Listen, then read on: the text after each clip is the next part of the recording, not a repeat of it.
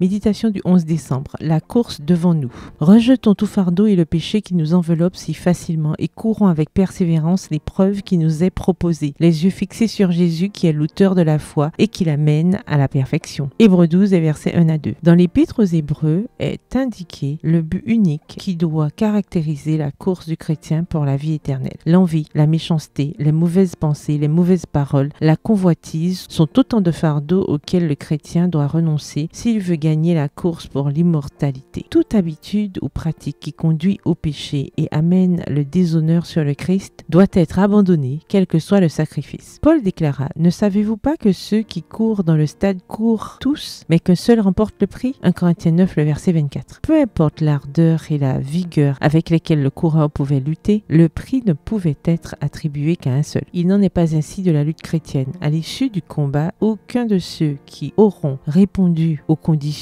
ne sera déçu. La course n'est pas réservée à celui qui est rapide et la lutte n'est pas réservée à celui qui est fort. Le plus faible des saints, tout comme le plus fort, peut porter la couronne de la gloire éternelle. Pour ne pas courir sans certitude ou au hasard dans la course chrétienne, Paul se soumit à un entraînement sévère en disant qu'il tenait son corps assujetti. Il voulait littéralement dire repousser par une discipline inflexible les désirs, les impulsions et les passions. C'était ce but unique de gagner la course pour la vie éternelle que Paul désirait voir ardemment révélé dans la vie des croyants de Corinthe. Il savait que pour parvenir à l'idéal du Christ, pour eux, une vie de lutte les attendait et à laquelle il n'y aurait aucun moyen d'échapper. Il les exhorta à lutter dans la légalité jour après jour en recherchant la piété et l'excellence morale. Il les supplia d'abandonner tout fardeau et de courir vers le but de la perfection en Christ. Extrait du livre Conquérant Pacifique au chapitre 30 aux pages 231 à 233. Mais dans la perspective de ce qui est en jeu, aucun détail n'est trop petit pour ne pas aider ou pour ne pas entraver. Chaque acte pèse sur le plateau de la balance qui détermine la victoire ou la défaite d'une vie. Et la récompense attribuée aux vainqueurs sera proportionnelle à l'énergie et à la ferveur avec lesquelles ils auront lutté. Extrait toujours du livre Conquérant Pacifique au chapitre 30 à la page 232. Bonne soirée, que l'Éternel vous bénisse.